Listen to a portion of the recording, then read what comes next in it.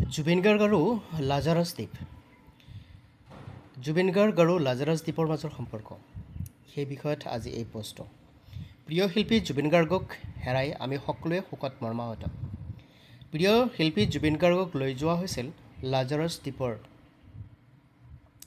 দ্বীপৰ ইতিহাস আৰু লোকবিশ্বাস। আপুনি জানেনে?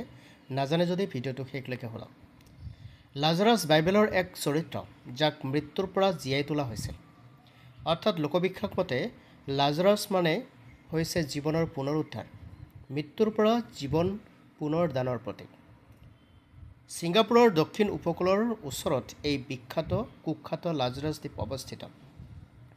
দক্ষিণ দ্বীপসমূহৰ সৰু সোণালী বালিৰ নাৰিকলৰ গছেৰে আবৃত মৰুভূমি সমৃদ্ধ এটা দ্বীপ।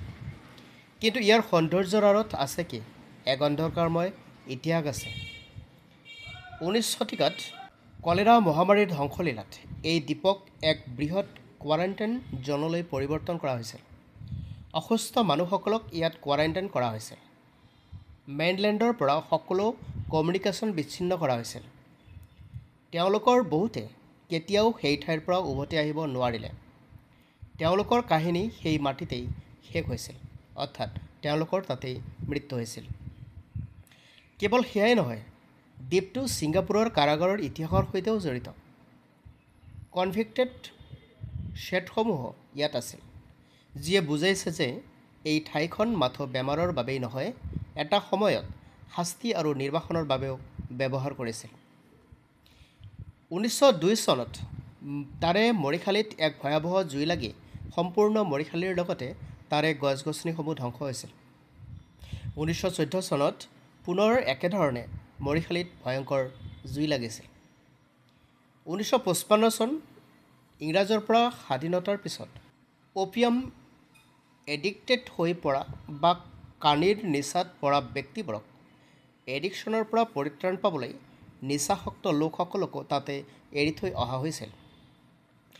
সেই সময়ৰ পৰা খুব কম সংখ্যক লোকেহে তাত বসবাস কৰি আহিছিল। কিন্তু অৱশেষত স্থায়ী বাসিন্দাসকলে 2016 চনত সেই দ্বীপটো ত্যাগ কৰিছিল। ক্ৰমাৎ লাজাৰাছ পৰিণত হৈছিল এক নিৰ্জন, অটো-শেল্টাৰ্ড, জনবসতি শূন্য ঠাই। এই নিৰ্জনতাই ইয়াৰ কল্পনা আৰু কাহিনীবোৰক জন্ম দিয়ে। স্থানীয় লোকসকলে কয়, গছবোৰৰ মাজত ছায়াময় আকাৰ দেখা পায়। নিশা হ'লে বতাহত কোমল ফিচফিচনি শুনা যায়। আকস্মিক ঠাণ্ডা অনুভৱ হয়। স্থানীয় খবৰ কাগজৰ আৰ্টিকেলবোৰেও লাজাৰাছক ছিংগাপুৰৰ সৰ্বাধিক হাণ্টেড ভুটীয়া স্থানসমূহৰ ভিতৰত অন্যতম বুলি অভিহিত কৰিছে। দিনৰ পোহৰত দ্বীপটো স্বৰ্গৰ দৰে সৌন্দৰ্যময় হৈ পৰে। কিন্তু সূৰ্য অস্ত হ'লে তাত কোনো মানুহ পোৱা নাযায়, কাৰণ মানুহে তাত মৃত্যুৰ কিৰিলি শুনে বুলি ভয় কৰে। কিছু স্থানীয় লোকৰ প্ৰবাদ মতে লাজাৰাছ হৈছে সৌন্দৰ্যৰ আঁৰত দুখ লুকাই থকা একাংশ আত্মাৰ বসতিস্থল। তেওঁলোকে মৃতসকলৰ আত্মাৰ বিচৰণস্থলী হিচাপে এই দ্বীপটো গণ্য কৰে। তাত স্থানীয় লোকসকলে ফুৰিবলৈ বুলি সাধাৰণতে নাযায়। তাৰ পানীতো নামিবলৈ হেনো ভয় কৰে। কোনোবা বাহিৰৰ পৰ্যটক গ'লে টুৰিষ্ট গাইডবোৰ বা য়টসমূহৰ কেপ্টেইন তথা সহায়কাৰীবোৰে লগত যায় আৰু লগতে আহে। এয়াই হৈছে লাজাৰাছ দ্বীপৰ কাহিনী। দিনত স্বৰ্গ, নিশা হাণ্টেড ভুটীয়া। এতিয়া মনত এটাই প্ৰশ্ন উত্থাপন হৈছে, এনেকুৱা এটা দ্বীপত জুবিন গাৰ্গক কিয় লৈ গৈছিল? তাৰে স্থানীয় অসমীয়া লোককেইজনে এই কথাখিনি জনা নাছিলনে লাজাৰাছ দ্বীপৰ বিষয়ে? তেওঁলোকে অলপো একো তথ্য নোলোৱাকৈ এটা নিৰ্জন দ্বীপত ইমান অসাৱধান হৈ আমাৰ মূল্যৱান পৰম সম্পদস্বৰূপ শিল্পীগৰাকীক কিয় লৈ গৈছিল, যাৰ কাৰণে আজি আমি অসমীয়াই এটি সত্তা হেৰুৱাব লগা হৈছে?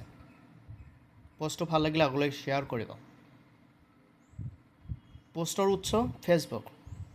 বিশেষ দ্ৰষ্টব্য যে সমস্ত তথ্যৰ উৎস ইণ্টাৰনেটৰ পৰা সংগ্ৰহ কৰা হৈছে আৰু ভিডিঅ'টো এডুকেশ্যনেল পাৰপাছৰ বাবে আগবঢ়াই দিয়া হৈছে।